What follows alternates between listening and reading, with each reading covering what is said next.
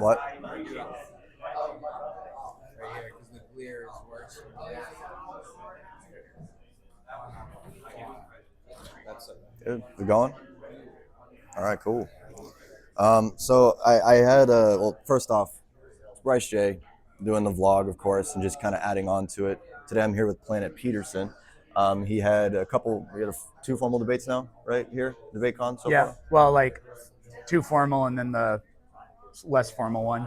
Yeah, he Three did total. the outnumbered thing, which Yeah. I'm sure you guys will see in 5 years from now. I'm just joking. But today actually I wanted to have a just kind of like a little back and forth conversation specifically about God's existence in terms of the necessary mind argument, because you had said something about how you have something responding to that conversation or whatever, where people try to bring up that argument. Yeah, well, it's more about how like it grounds logic or whatever, Okay. or like truth claims or whatever. So I have an argument that I want to bring you. This is known in philosophical circles as the Augustinian proof. This is something that St. Augustine used as his argument. It's the argument for divine conceptualism. And so I wanted to try to bring this to you. And it's a syllogism with proper inference and all that kind of stuff. And you can just tell me if you have an issue with any of them, and we'll just talk from there. Okay? Yeah, sure. Cool. So the first thing that I have is premise one is that truths are propositions that correspond to reality. Are you a correspondence theorist? I think so. I've read 0 philosophy books, but that makes the most sense to me from what I've heard other people say. So yeah, correspondence theory is usually the main one that most people hold to. That's why I was curious. I didn't know if maybe you were like a Bayesian probabilist or something like that. So I just wanted to see. Yeah, well, I'm a massive Bayesian, but I've never really regarded that as a competing idea to the idea that truth is that which corresponds to reality. Yeah. Okay. So yeah, that would just be my definitional premise. So it would simply just be that truths are propositions that correspond to reality. Sure. Okay. Premise two is that propositions are inherently mind dependent because they exist as contents of thought. That's my ontological premise. Conclusion one is that therefore, right, truths are mind dependent. It's modus ponens. Okay. Premise three is that there exists necessary truths, like the law of non-contradiction. Premise four is that contingent minds cannot ground necessary truth for their existence.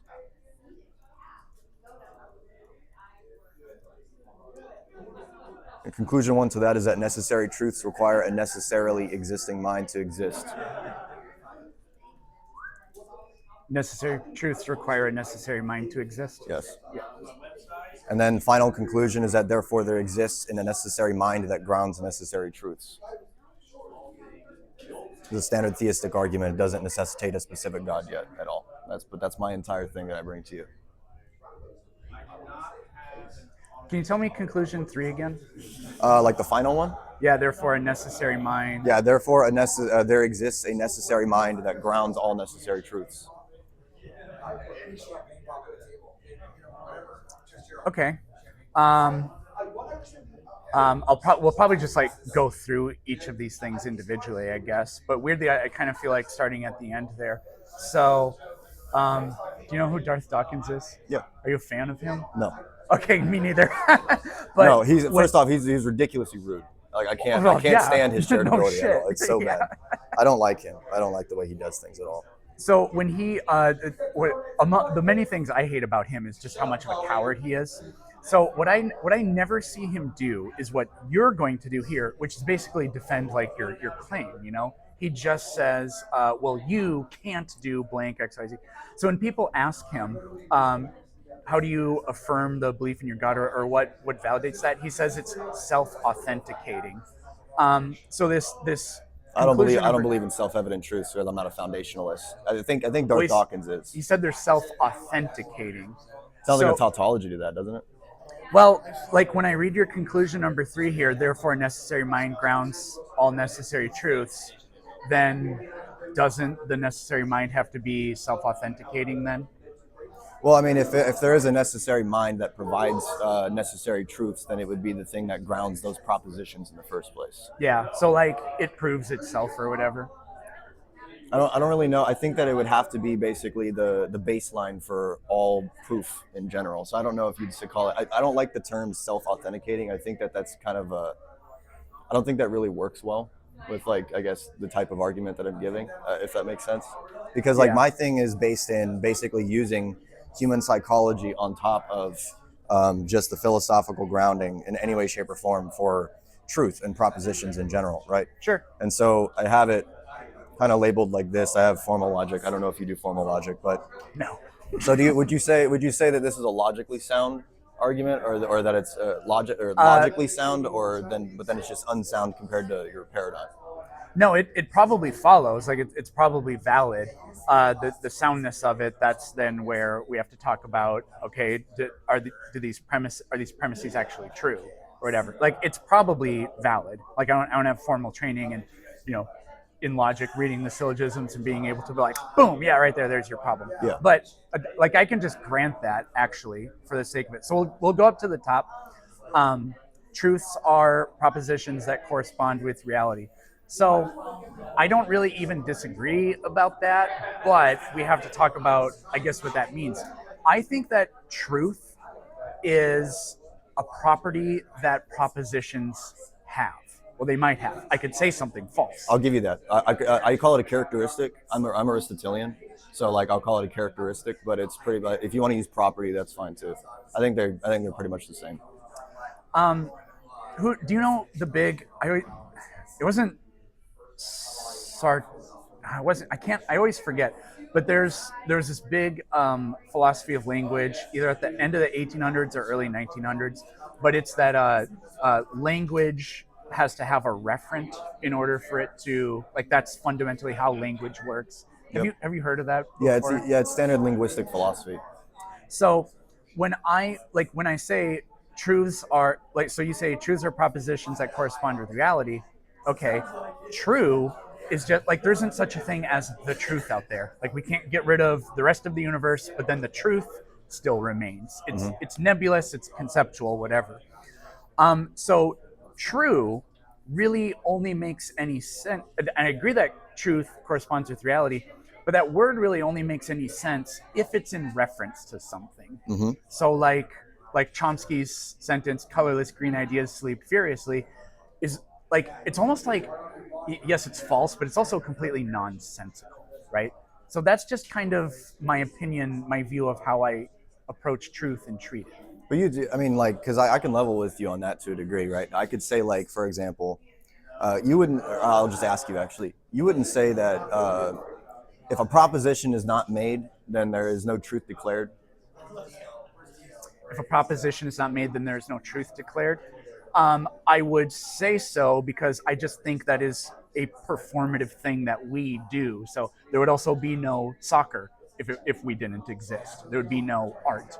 Yeah, but I mean, like, that would be kind of different though, because that would be something more, that would be considered a contingent truth, right? Something that would be grounded in contingent being, something that's created by us, right? So like if we would be able to ground the existence of, for example, how to play soccer as a proposition, because soccer is something that's created, right? It's completely created. So you're claiming that truth is not contingent? I say that there is contingent. I'm not like a necessitarian. There's contingent truths, and then there are necessary truths. Truths that are absent of a human mind making that proposition. Yeah. I think in the debate you probably remembered me saying things like there are truths that are conditional. Yeah, They I only agree. become true at certain points. But what about the absolute truth, something that's true literally forever? Now Yes. you're going to argue that the necessary mind is the only thing that is that, I would say. Well, so because of the fact that a truth would be something that's grounded in a mind in the first place, right? Because Yep. that's a proposition made by that mind. That if there's a contingent mind that makes it, then they would make contingent truths. So then, if you agree, basically, it's kind of like a flow. Is that if you agree that there is a such thing as a necessary truth, then there must be some form of necessary mind that grounds said truth. Because a Okay. contingent mind can't literally be the existence of something, a contingent mind cannot be the grounding for the existence of something necessary. That's just kind of modally nonsense to say. Sure. So then, premise two here: the propositions are mind dependent. Um, Truths are. Why did I write that? So truths are propositions that correspond with reality. Propositions are inherently. Oh, okay. So yeah, I was going to say I disagree with that, but I actually don't. Propositions are mind dependent.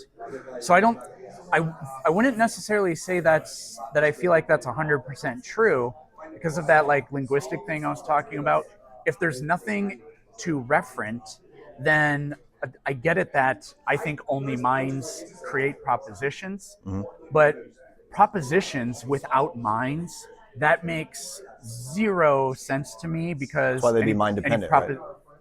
what's that? That's why they'd be mind dependent. The proposition.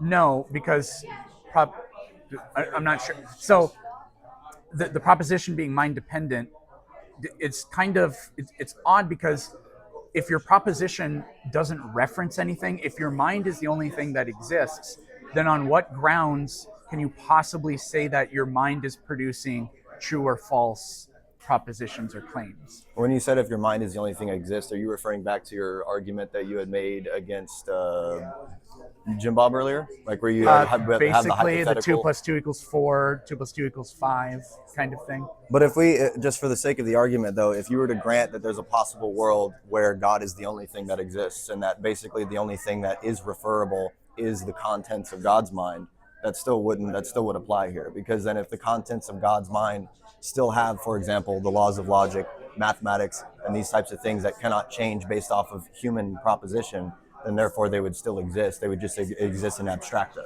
rather than being concrete. Well, the problem with that, and this pretty much gets to the totality of all of this for me, I guess. Contingent minds can. Yeah, so the rest of this doesn't really matter because of this part here for me. So we'll just kind of skip right to that. So when I made that argument or hypothetical or whatever, pretend that God's mind is the only thing that exists, right? And now you're saying that that mind, even though it's the only thing that exists, and so it cannot make external references. It's like God could say apples are oranges, and that would all of a sudden like somehow be true or whatever. Yeah, so that truth, right? That would be a contingent truth if that was something that, for example, a human invented, right? In terms of, but at the same time, if we're granting that the law of identity is a thing, right? Then if I say that apples are not oranges, that could still exist in God's mind prior to human beings making that proposition, right? So the problem with this is you're not granting that God's mind is the only thing that exists. You're granting that logic has to coexist with God's mind. Yes, I believe that that is a concept that is in God's mind. That's why my entire argument is based off of truths or propositions that are necessary in order. They're not considered contingent, right? So like the laws of logic, for me personally, obviously, I would say that it's nonsensical to say that the laws of logic are a contingent truth, right? I don't know if you would agree with me. A lot. That essentially is how I feel because I think logic is just basically purely grammatical, because logic describes valid grammatical descriptions of things that we experience. Yeah, but that doesn't really make much sense though, because logic in of itself is basically metaphysics. Because logic, you have to use logic, for example, to form grammar in the first place. In order to form grammatical sentences and all these types of things, there has to be some form of identity that exists in order to refer to something, for example, right? So like it wouldn't just be linguistics because you have to use logic to make linguistics even happen. So I'm not 100% sure how to respond to this. I'm thinking something like, well, logic is just a property contained within the grammar, but I don't think that necessarily makes it a separate thing that language is borrowing from. And I wish I can't really think of a way to translate this to mathematics, but I don't think there are properties within mathematics. I mean, you could kind of say multiplication and division, those are different styles of mathematics, but it's actually just complete. It's just mathematics. It's not something else that you pull from. I don't think mathematics borrows something else to make math work. Math just has like the rules or whatever that it has, and that just is. And that is essentially my view about the relationship between logic and language. And then what it's doing as a tool is giving us the tools like it is the tool we use to describe things and like couch what we see in terms of, well, the only thing we can do is express things linguistically. Well, wouldn't you say though that you have to presuppose the laws of logic in the first place in order to basically apply some form of value to a number? No, because I'm not to do that would be committed to the idea that the laws of logic are some separately existing thing, and then I Well, I'm take not them saying it's I an take entity. them in, and then I start describing things. The laws of logic, like literally before we formalized this, people were still going around understanding things about their environment, like Yeah. fire is hot or whatever. So it wasn't formalized first. And to me, that just tells me that, yes, logic is just part of, um, I guess, I don't know how to really say it in Well, a wouldn't you way say the other laws of than, logic are discovered? Because like I'd say it like because you said that like people were using it right prior to making the actual proposition themselves. Wouldn't that kind yeah, of help my case? Because they're still not, utilizing those core principles to actually form identity. I wouldn't really say so because I would just say it's sort of intrinsic in there. Like in mathematics, we discover new theorems all the time. We discover new prime numbers all the time, Yeah. but we didn't actually, like the math didn't make the prime number. It's just like all of mathematics just simply contains that. And then eventually, like with the prime numbers, you just have to have sufficient computing power to like find it.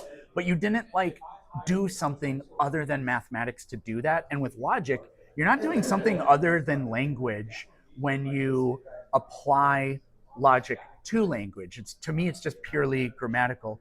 And language, like you can't, and I said this in the debate, um, you can't, like if I make a grammatical error or whatever, there's no way for me to like prove, disprove, or whatever that, hey, this structure of this sentence is false, other than just appealing to grammar, because that's the rules for how it works. Yeah, but you'd say though that that a grammatical or a sentence or a grammatical error is something that then utilizes logic though, right? Because if something is grammatically incorrect, that means that there is a correct way to do something. Yeah, but that's expressible only in linguistic grammatical terms. Logic is just one of, like, past tense is a grammatical term, or I don't know if that's grammar. Yeah, that's I grammatical. think so. I think logic is grammatical. That's just how I think about it. Okay. I mean, I would honestly say like because if you think that logic is simply just something that's grammatical, wouldn't you say that even like let's do a hypothetical where we're cavemen, right? We don't speak anything except for ooga booga, Yeah. right? Wouldn't you say that they could still use logic to deduce certain things? Yeah, so this is super interesting. I think that animals without language and us before language, like we had to have been doing that because animals take in information from the environment, and then they're able to understand it somehow. So they're doing logic, and this is really hard to explain, but it's really fascinating. So they're doing some kind of logic. They're like a cat knows how far to jump in order to like pounce on an animal correctly, but a cat can't do math and it doesn't understand physics. But it somehow has a relationship with that and knows it in a sense, right? It's just kind of something that its brain does. And so for Like an us, we were intuition. doing that and then we formalized it. And to me, that's what language is. But then in that case though, like if you admit that like they were utilizing things like that prior to formalizing it, then it wouldn't be a grammatical thing. Logic can't be grammatical in that case because logic can be used prior to grammar. So I think that, have you ever heard the term mentalese? Mm-mm. So it's just the idea that like we can't actually demonstrate or show or prove the form in which our thoughts take. Like I speak in sentences. It's really not possible to demonstrate that I think in sentences, but I think exactly the way I use language. So the thinking part is there before language, and now this is just my formalization of how I was doing that. So the logic I think is there. It's just sort of, and this is the funny thing. It is sort of non-linguistic or proto-linguistic before because the animals have it, the cavemen were doing it, and then we started using language to describe it. But I think you could just, and this does sound a little cop-outy from my part, but I would just say that there is a language of how we think, and like this is an actual term, the mentalese. So like psychologists that study the brain, that's how they talk about it. But if we were to have like a hypothetical where there, for example, is no creatures, right? You wouldn't say that the principles of logic exist. If the Earth was just the Earth and there was no creatures on the planet in general, you'd say that the principles of logic just don't apply now. Are you saying that nothing exists, or just sentient beings? Just things that do, use logic. No creatures use logic. Sure. So there are no sentient beings, but like a universe with physical things still exists. Yeah, like it's just an empty Earth. And so you're asking me if the principle of logic still exists? Because it's grammatical, I would say no. Because what we're doing when we do that is it goes back to the referencing thing. When I make logical statements, they're always in reference to something. Well, if they're always in reference to something, because like I kind of get where you're coming from when you're talking about like how it would still be grammatical, but the fact though that it can be used right without applying direct grammar to it in the first place, that kind of points more towards there being some, I guess, maybe not a linguistic proposition, but maybe like an intuitive proposition, I guess some people call that, where it's like they don't actually make a formal argument for something, but they know that something is the case. And if something like Sure. that, but if something like that was a thing, like the laws of logic, for example, or maybe just like the principle, not even just like numbers, but like I'm not a Platonist, but like Me neither. I don't like mathematical Platonism at all. But like the principle of mathematics in the first place, right? The fact that it can be used and the fact that it does point towards things, because you'd say that like if the numbers add up, then like that thing would be objectively the case, right? Well, yeah, according to mathematics, which I think we invented. Yeah, but you'd say that that directly corresponds to reality, though, if the numbers add up to, for example, a truth. Like if, for example, the speed of light, right? Oh, sure. Like we Mathemat- can use numbers to assign a value to the speed of light. Yeah. Yes. And so you're asking me if the principle if the of value math. number of the speed of light is true. Not exactly. I'm saying that because of the fact that you can utilize the principle of mathematics in the first place to almost perfectly, depending on, obviously, we're not perfect, obviously, Yeah. but almost perfectly correspond things to reality. Yeah. Right? If we have the ability unreasonable effectiveness of mathematics, or whatever that paper is called. Yeah. And so if we have the ability to do that properly, then that means that whatever that concept is, or that principle, the initial principle in some way, shape, or form, would have to be something that can't be grounded in a contingent mind, because that principle in of itself is something that is it's not a contingent truth, right? The principle to be able to do mathematics is not a contingent truth, because if it was a contingent truth, technically speaking, any human being on the planet could make up their own formula and make their own system, right? But that's not something that's incoherent to say. You're saying it is incoherent to say that? It's incoherent to say that if mathematics, for example, was a contingent truth, or the principle of mathematics was a contingent truth, that then therefore, like if you were to say it's contingent, that would make it to where I can make up my own math. That has nothing to do with your math in any way. But it is contingent on God's mind, so God can do this. It's contingent on God's mind. That's what makes it necessary.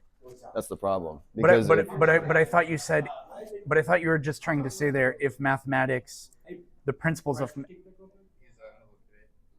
yeah. No, you're good. No, you're good. No problem. But I thought you were saying if the principles of mathematics are grounded in something contingent, then that's a problem. I thought you said. Because the ground, like, so when I say grounding, right, I'm saying that the existence of something arising from, right? So like if a contingent being makes a contingent proposition that declares a contingent truth.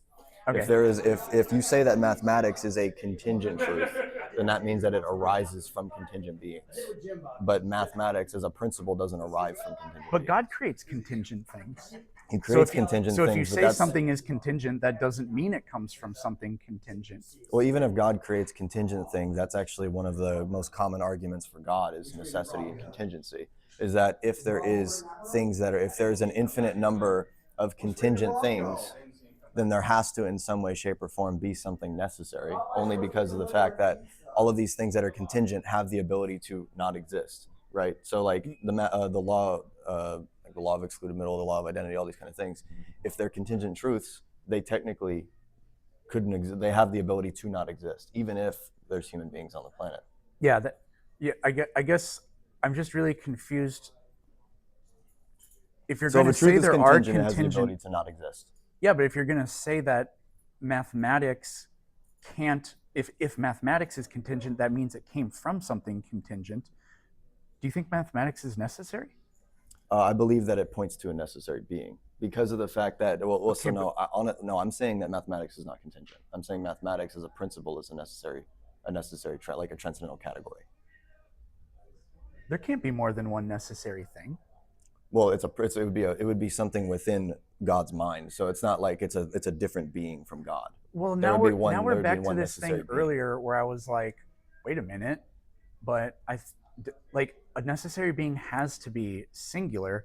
But earlier you said, well, no, but God also has the laws of logic, and now all of a sudden God also has mathematics.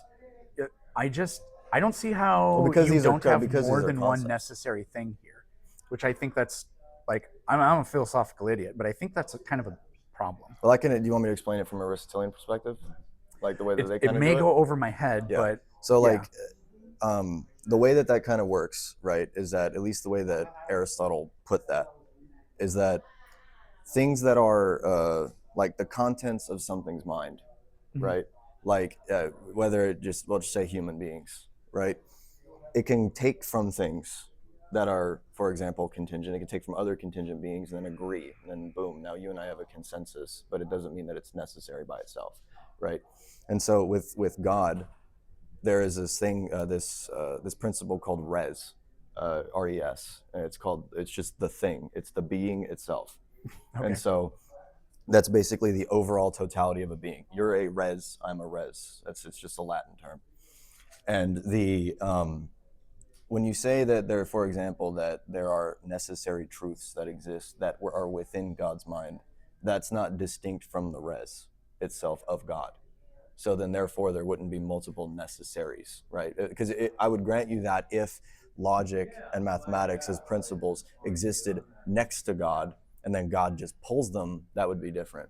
But because of the fact that it's technically speaking, in a sense, materially identical to like God's mind, in a sense, where we'd say that it's grounded in His mind. It's a contents of the necessary mind.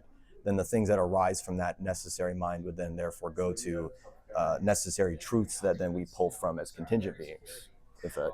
So I don't remember if I asked you this earlier. I thought I did, and now I don't remember what you said. So there can be more than one necessary truth, but Yes. there cannot be more than one necessary being. If you're talking about it in terms of like a proposition or something like that, absolutely. But if we're So talking about like how many- we would say that though that truth as a manifestation or the overall being of truth is the second person of the Godhead, Jesus Christ, right? Because he claims that himself that he is the truth, and that's actually something that we say. That's actually a joke that we say all the time. Like, oh, what is truth to you? Because to me, truth is a person, right? So like, what is truth to you? And like Jim Bob kind did of that stuff. during the debate. Remember when I said, well, if God is truth, then I can just say God for every for every answer. And then Yeah, but that also gets into referent things, right? Because Yeah. like if we're talking about the contents of God's mind, as in showing truths that come from God's mind, that doesn't mean that then therefore, like for example, the laws of logic are then identical to God, because we're talking about the contents of God's mind, not literally God's mind itself, right? There's a difference. Like, have you ever heard the statement? Have you ever heard I don't know, because like you know how there's a bunch of theories of knowledge, right? Like you're a JTB guy. Yeah. Right. So there's some people that hold that knowledge is a knower knowing what is known. I know it's kind of weird, but there are some people that say things like that, right? So then therefore there would be a distinction between the knower, the act of knowing, so like the actual process of knowing something, and then the content of what is known by the knower. And so those would be distinct from each other. Okay. I would. It sounds like a tiny bit like a subject change. I want to. So, is there a supposed limit to the number of necessary truths? I would say that like there's possibly plenty of necessary truths that we don't know, only because they've never been revealed. So, couldn't it be infinity? The amount of truths? the amount of necessary truths. Sure. Yeah, Well- the amount of necessary propositions that then lead to a necessary truth, that could be infinite. Yes. So I'm gonna couch this kind of as like two questions. So if possibly there are infinite number of necessary truths, well then there aren't any contingent ones that could lead to that possibility. And then I would just say that there Alex, would be two different categories, right? So, like, even if I say there could be an infinite amount of necessary truths, that doesn't necessitate that then therefore there still are contingent truths. That doesn't really follow. well, I don't know if somebody more brilliant than me was We here. specifically There make are different categories. sets of infinity, Yep. and there's this whole thing about like cardinality with infinity, and there are different degrees of infinity, and I actually don't remember particularly how to argue that, but it does Infinite seem, sets, like what Godel, I think, was he one of the people that did infinite sets or whatever, where you can have two different sets of infinity that declare, like, for example, there is a set of infinity, right, in set theory, where you'd say that 0 to infinity, right? yeah. But then there's also another set of infinity where you could say 0 to negative infinity, and then therefore that would be two different sets of infinity. Yeah, there's something like that, and again, it has to do with they're called alepphs and cardinality, and I don't remember enough about it to make an argument about it here, but it seems kind of like a problem to juxtapose an infinite number of necessary truths with also there being room for contingent truths. It's like if one is infinite, then how are you possibly giving yourself room for anything else? We'll have to just go past that because I don't really know what's up. But Alex O'Connor, I've heard him say, and probably other people have said this too. I don't know if you've ever heard him say it, but he's like, "Well, look, I really genuinely don't understand how a necessary being can produce anything other than necessary truths or facts or whatever. So then an argument for there can't necessitarianism. be any contingent things. Like the way I kind of argue it. Have you ever heard that the argument?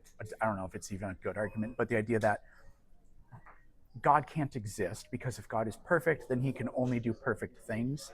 And God willing for there to be a universe which is necessarily not as maximally great as him would be God doing an imperfect thing. So therefore, God just is a contradiction and doesn't exist. Yeah, I mean, the way that that's usually addressed, like in our view, is that we would just like I would honestly just say that that's not like really a justified argument to say that God has to basically make something equal to him, right? Because like if you were to say if God decided to create something in the first place, they are automatically less because God is uncreated. So if God creates anything, they are ontologically inferior just by that principle. Yeah, but it almost actually kind of seems like God is doing something almost equivalent to sinning, doing something that is less than perfect. Because creating an imperfect his action of universe- creating something, right? So if the act of creation by itself is a perfect thing, the act of creation itself, there's a difference between the contents of what arises from it versus the act. Because like so I'm Orthodox, so I affirm this thing called the essence energies distinction. We talk about this all the time. Is that there's these things called the operations of God or the actions of God, which are called as energies. And so the act that's actually grounded in him inherently, that act by itself is completely perfect because it is materially identical still to his essence. But with his will, because we believe God has free will. This is one of the reasons why we don't follow necessitarianism. There's some like Thomists that do that, and I think that's absolutely abysmal. But that's just because I think necessitarianism is crazy because that brings so many problems to the natural world, in my opinion. If you just say that like absolutely everything is necessary, then like a woman being raped, for example, that's necessary. That's crazy to like hold to, right? If you had something like that, it had to happen. It's part of God. Like it's part of God's plan for the universe. Like that was always going to happen, and he knew it was going to happen, and he's the reason that those dominoes fell the way they did. That's the difference, though, is that like in our view, right? If God knows that something is going to happen, that doesn't mean that then therefore he's the cause for that. He wouldn't be a cause, because an action of another, because we believe that we were given free will, is that if he creates things with free will in the first place, then if he knows obviously that we are going to use our free will in a negative manner, that doesn't mean that then therefore his act of creation by itself is now imperfect, because he has a specific plan, of course, to basically completely rid the world of anything that could possibly be negative in that case in the future, because he knew that he was going to create Adam and Eve. He knew what was going to happen to them because of the fact that they are created and they have a limited mind, because God does not create another God. We do. I will literally concede to you right now that when I say omniscience and omnipotence and things like that, omnipotence is not literally anything at all that could possibly be talked about. It's within his nature. So things that are so I say all the time, God is the God of logic, right? So like he does things in that format, and so but he doesn't have passions, he doesn't have emotions and things like this when he actually is properly doing anything. So he doesn't create things with the regard of, oh well, I'm not going to create this person because they're going to suffer, right? Like because to it, I mean, in our view, of course, like I know that's probably not your view, and it probably sounds weird coming from me, but that's kind of how these worldview comparison things work. I mean, Is that it doesn't even sound biblical. which one? Like the emotions thing? Yeah, because God, like, pretty explicitly instructs the Israelites to do certain things because it pleases Him. Well, so saying like pleases and like even there's even some sections where like God uses languages like in like a hate manner, right? Like all of these different types of things, these are anthropomorphic. So like the people, like there's different types of people that interpret the Bible, but because I'm Orthodox, I ground my stuff kind of more in like the church fathers and the ecumenical councils and things like that. And the way that the original Christians believe this kind of stuff, I totally just lost my point because I almost choked on my spit. I don't remember. What was I saying? I brought up the point that you're saying God is Oh, like yeah. emotionally disconnected from what He does. But I said, if you read the Bible, He literally tells Israelites to do things because it pleases Him. Okay, so here's the thing. If God decides to do something or tell the Israelites to do something, if it pleases him, right, because of the fact that they followed that said thing, that doesn't mean that then the command that was given is based off of an emotion in any sense. Because he's telling him to Oh, do man, that based off of possibly the ultimate plan in general. I don't see how you get there from that. Because if That's he a little bit. commands something because it's due to the plan that is then going to be exercised, God then can therefore say that he is happy because of the fact that the human beings are following these commands. That doesn't mean that then therefore the command was emotion driven. I mean, it's like you're saying that because God's pleasure comes later, then that's not part of the process. But I really don't agree with you on that. Like I could say, it would please me if you did this, and then they did. Oh, there God invoked emotion. But if you do this, it will please me. Somehow, the God's emotions are not primary. Well, we also have a different view of I emotion. totally right? don't like. Well, we agree also have a with different view, like in general, with like emotion, because like we wouldn't say that God has emotions, right? Because we would say that the way that he is and the way that he possesses knowledge and all these kind of things. There's no way. There's literally no way for God to basically actually like ontologically become emotional. Because if he knows everything whatsoever, then he also knows every possible outcome for everything that could ever happen in general. So he wouldn't be expressing some form of emotion towards these things like we would, because we get emotional usually because of either learning something that we didn't want to know. Sounds like God's or, a trauma surgeon. Like, Well, how can you, or like a vet that has to put down puppies all day? How can you do that? Well, you get used to it. Hey, So- Jesus is known in our church as the great physician. That's what we call him all the time. So, What does that even mean? because he's the one who heals us for our sickness. We call the church the hospital, Okay, sure. right? So like those kind of things. So we were like this train of thought that we're currently on kind of began with talking about like something about like you said like if God does an action then it's good or something, or like all of God's actions are good or whatever. The action in of itself. Yes. So like even if the action has like bad results or something like that, the action itself was good or whatever. So this is pretty confusing to me because I think if you want to evaluate the goodness or badness of something, it has to stand in causal relationship to something, right? Like, why was it bad when so and so died? Well, because of all the people that grieved for it, and because of they left behind children that now can't be supported or whatever. So there has to be like a causal relationship. So, and this went to creation. So God created the world knowing that horrible things would happen. but the creation is still perfect. So Well, the act how of, is no, it the act of what is it creating is perfect. how is it perfect? Because to me, in order for it to be perfect, there has to be a kind of like, because that's like a moral claim, I feel like. So there has to be a causal relationship in the creation. So why was it perfect? Merely because, well, if God does it, it is perfect, and the things that are a consequence of it are somehow not part of it. Well, so I'll address this, and then I kind of want to just get back to like the actual syllogism, because we're kind of like on a whole Yeah, nother thing. there's basically pretty much just this one last thing Yeah, okay, that's cool. about that. So, regarding the act, right? Even if God decided to create something, that the act in of itself is good, it's perfect. If there, for example, if He creates beings, because with that intention of them, oh wow, look at that.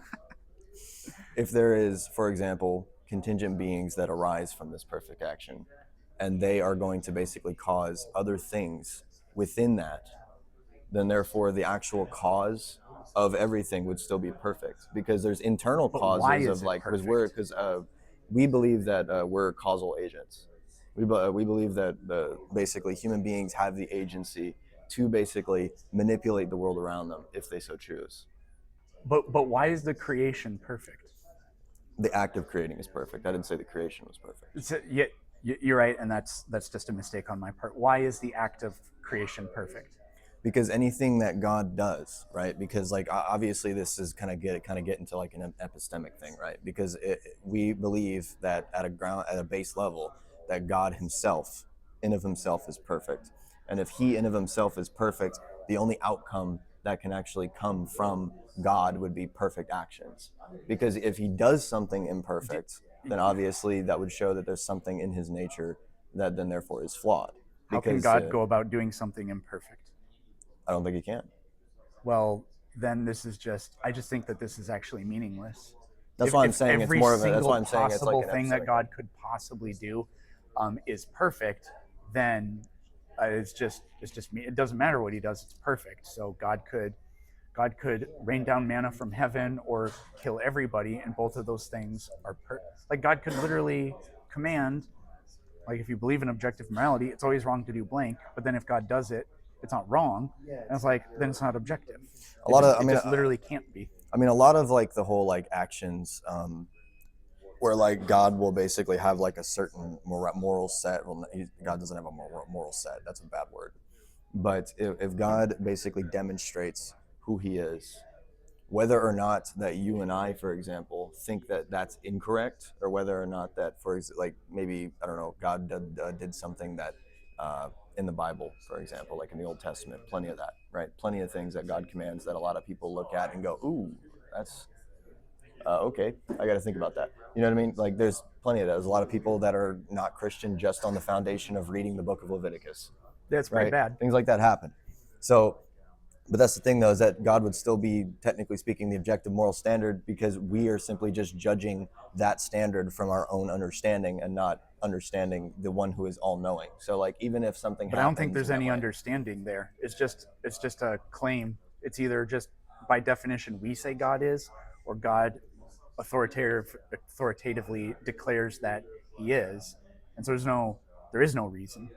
well, it's not really that he declares that he's good. It's more just kind of based off of the entire, like, because this kind of gets like really deep into uh, like the Christian paradigm in terms of like what we think the world is, because we think that the world is a flawed world because of the fact that Adam and Eve fell, and so that's why everything happens. That's why entropy happens. That's why decay happens. That's why all these things happen, because Adam introduced death into the world. Death was, in our view, Well, death was not a natural thing that actually occurs. It's something that was invoked by Adam.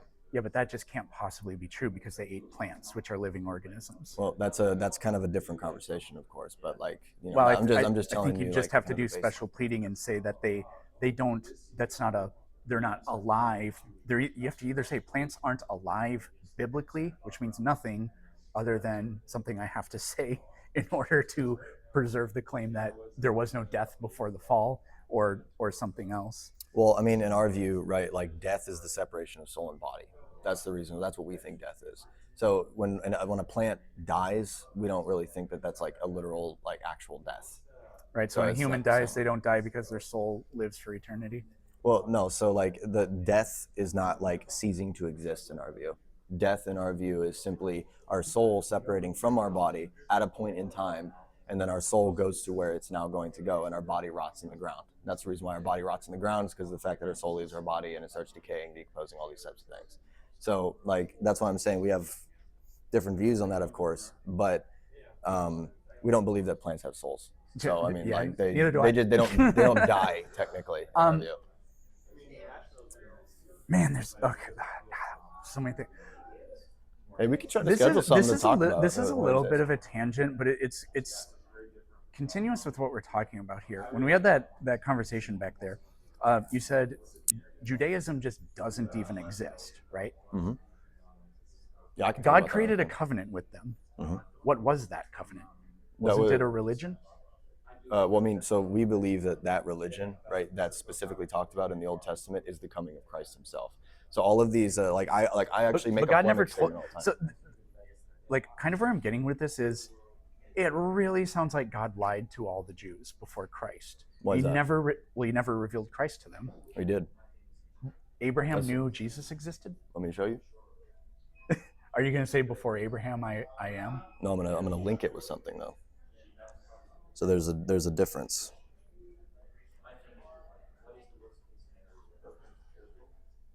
So this is in Exodus. This is God speaking to Moses. Who's he Isn't that claiming the his ego name is? Amy? Well, this is Old Testament, so it'd be Hebrew. Yeah, it would be But- Yahweh. Yeah, ego.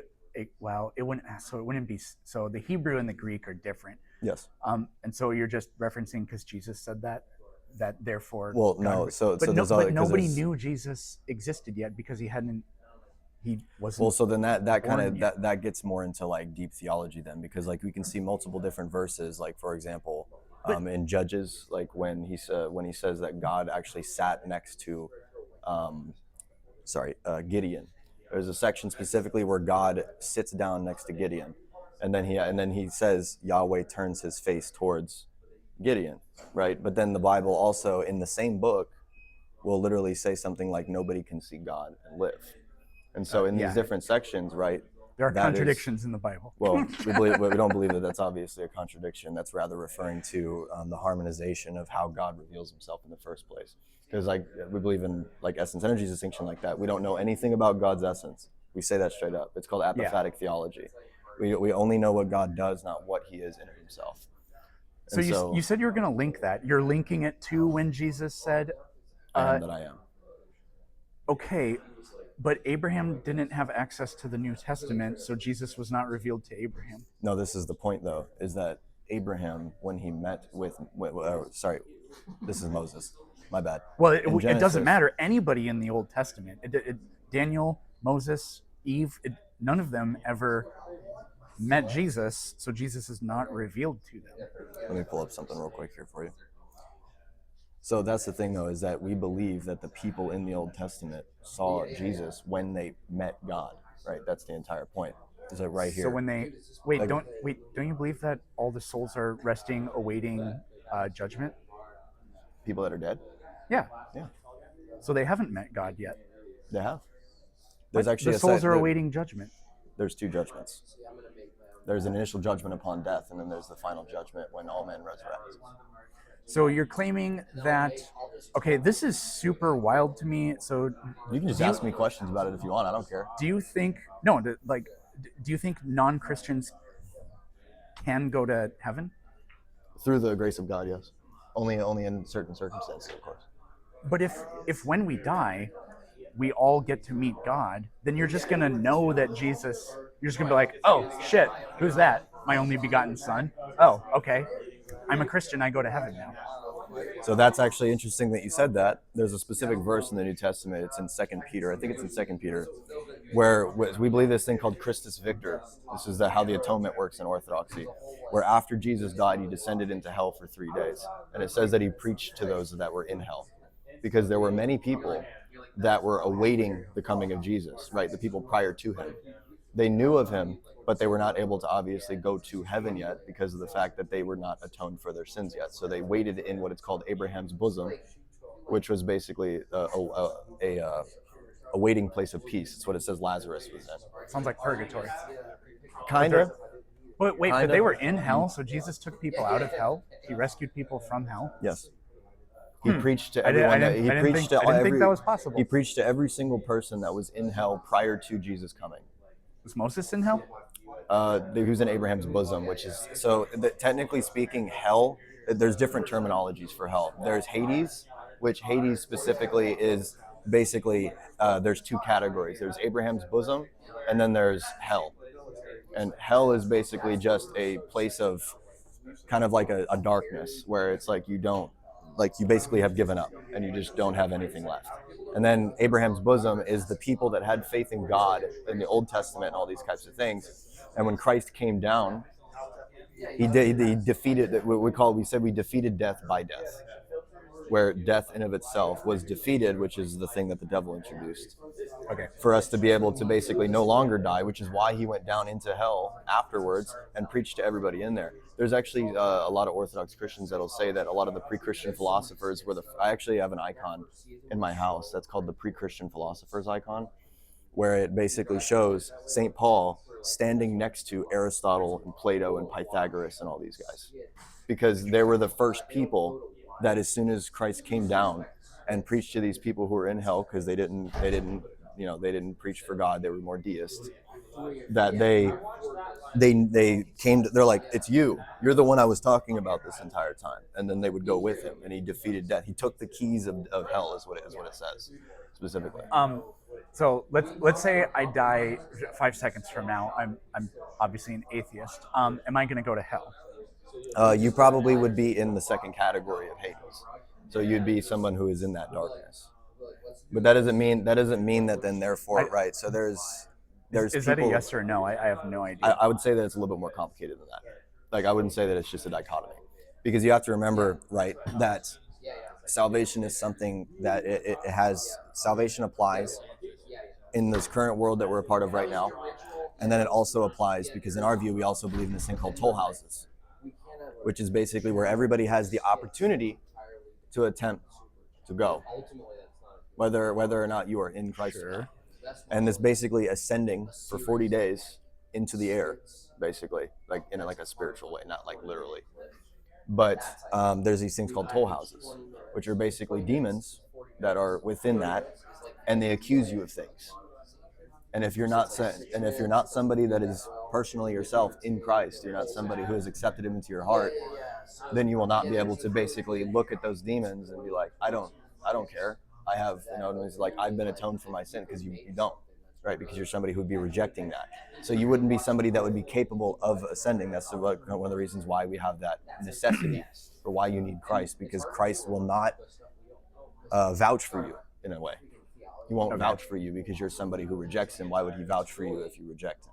Okay. Yeah, I've always, so where I was trying to go with that is like I've always super rejected, like, I don't know how common this is in Orthodoxy, but like Protestants, they just believe that if you don't know the Gospels, it doesn't matter if it wasn't your fault because you were born on Easter Island 600 years ago, you just go to hell and there's nothing you can do about that.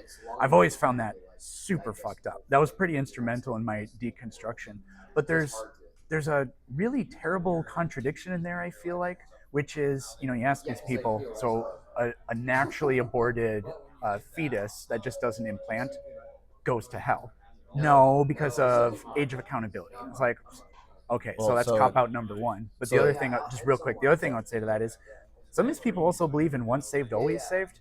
And if, as the Bible says, God said he knew you when he formed you or whatever, then you know God. So the child who's no fault of their own it is dies can automatically inherit heaven. And if once saved, always saved, and it doesn't matter if I become an atheist, I'm always saved.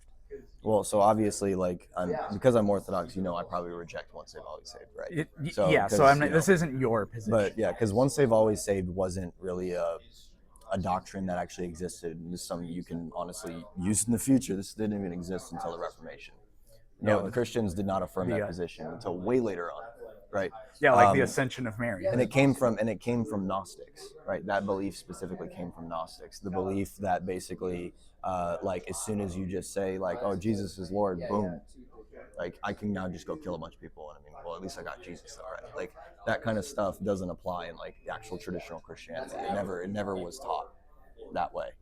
Sure. Because Yeah. once they've always said, Yeah, was like, these people that say like, as long as you have faith in what Christ did for you on the cross, then you automatically inherit heaven, because Jesus said something about like, I can't remember which gospel it is, but Lord, Lord, we did all these works and still you whatever, and he says, get behind me, Satan, I never knew you, and it's supposed to be you'll know them by their fruits or whatever. So it's like literally faith in death on the cross is the only thing. Like that's what Wes Huff, believe, but this isn't your belief. You'd say, just honestly, just funny polemic. So you'd say honestly that if salvation was something that applied, if like let's just say theoretically, right, you became a Christian for some reason, right?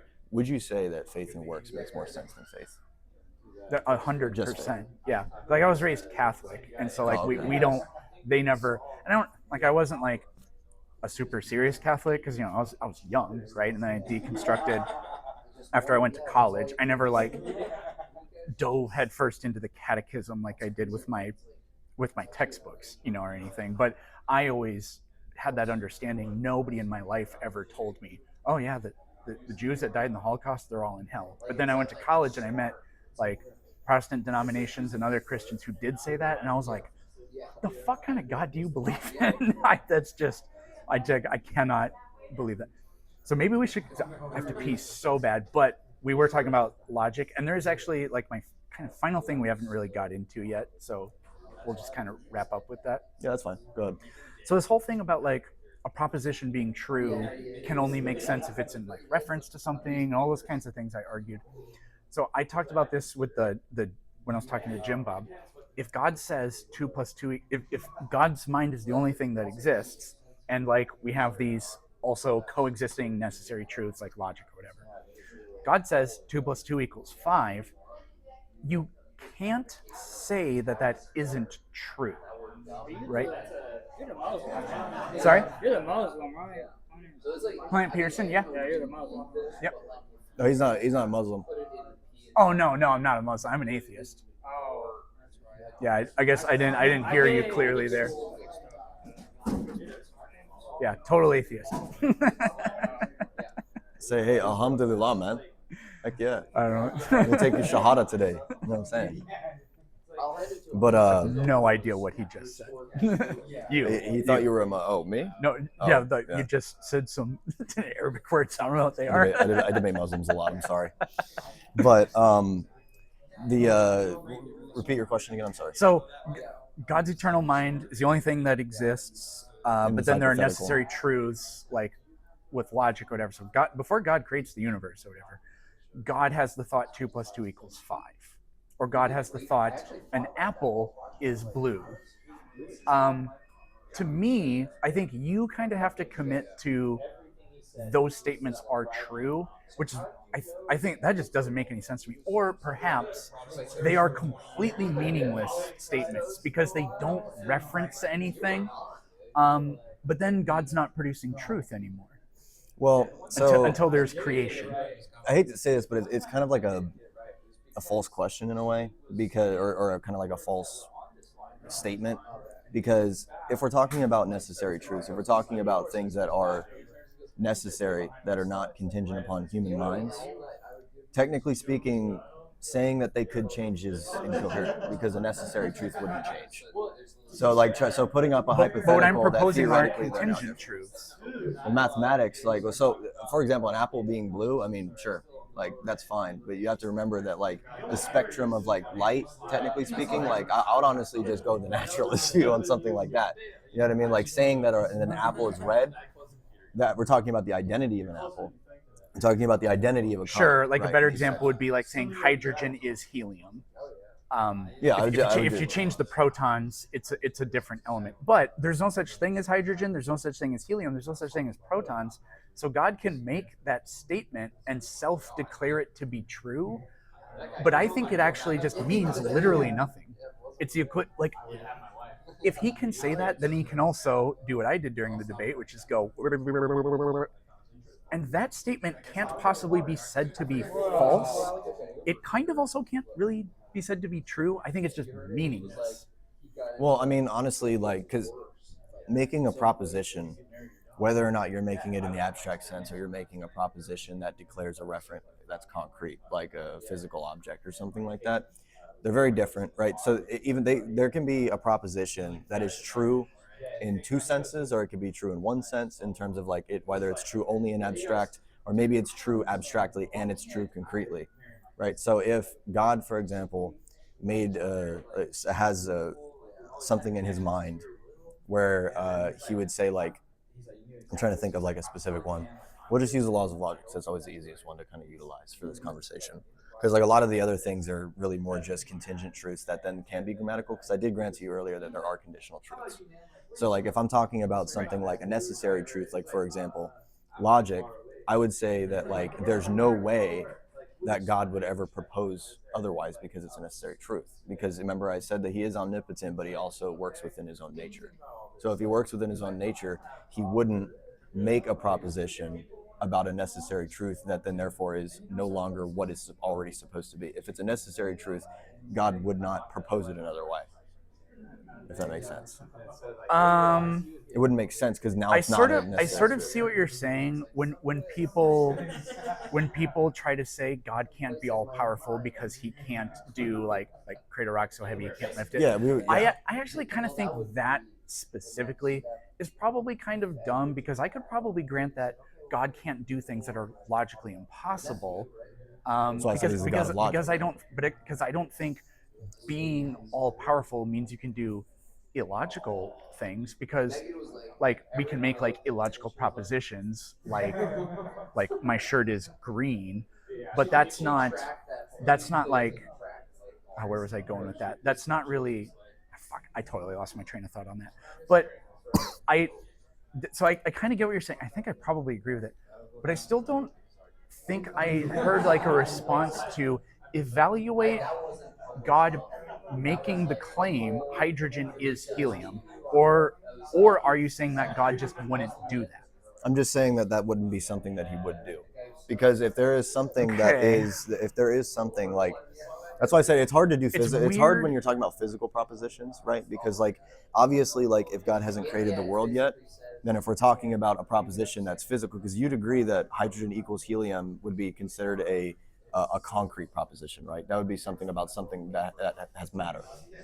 Yeah. Yeah, so then like saying God could do that prior to like any form of like creation or something like that, it doesn't really make sense to say that he's making concrete propositions prior to creating anything. Yeah, but that's just so weird to me, because if God is what creates truth, but he can't even believe in contingent facts until he starts creating things, No, I'm not then saying that he doesn't he's possess dependent knowledge. upon his own Because creation. so he still possesses the knowledge of concrete things in abstract prior to creating it. That's the thing, is that he has the abstract concept of helium, an abstract concept of what, for example, hydrogen would be prior to I creating don't hydrogen. agree. I don't agree, because if they don't exist, like literally we have words that mean have multiple meanings. Like Yeah. the word set has like way over 100 different definitions, right? So, or have you ever heard? This is actually true, that buffalo, buffalo, buffalo, buffalo, buffalo, buffalo, buffalo, buffalo actually is a grammatically correct sentence, because buffalo means more than one thing. Yeah. So actually, God would be perfectly allowed to say hydrogen is helium, because it's just allowed to invoke that those words mean whatever he says they mean, and so it can just be That's kind of the reason why like I a wanted bachelor to is unmarried, like bachelor and unmarried. tautology. They mean that, well, they don't mean the same thing, because a woman can be unmarried too, I guess, but they really basically kind of are. But God can't say that, because there aren't any bachelors, and the institution of marriage has not been created yet. So it's very weird to me to be like, yeah, so God can't even believe in true things unless those things have been realized in his creation. We also would say that God doesn't believe things. He knows right? things. So he knows things. Well, right? that's what I meant. But Okay. Yeah. yeah, like a belief can be true or false. If it's a true belief, then I guess that's not really saying you know it, but But that's kind of the reason why I said that, like, using the example of like hydrogen and helium doesn't really kind of apply to like my argument, because my argument is based off of things that are utilized prior to grammar, like we talked about with logic. And so if something like that did exist in abstract in God's mind, and that's something that is necessary to all contingent beings to be able to utilize, then that would then therefore necessitate that the mind that is arisen, or the mind that arises said concept, would then therefore be a necessary being. I probably can't think of anything new to say, and I have to pee so bad. Yeah, you're good. Appreciate it, man. Yeah. That was fun. Do you think I could get this? Because that was pretty good. Yeah, I'll send it to you. Okay. can get it Yeah. sent to you. Do you like probably like Google Drive would be the best way? Yeah, I'll 'Cause it's have gonna him be a upload huge it. file. I'll have it uploaded on YouTube. Oh yeah, I could just rip it. I could just open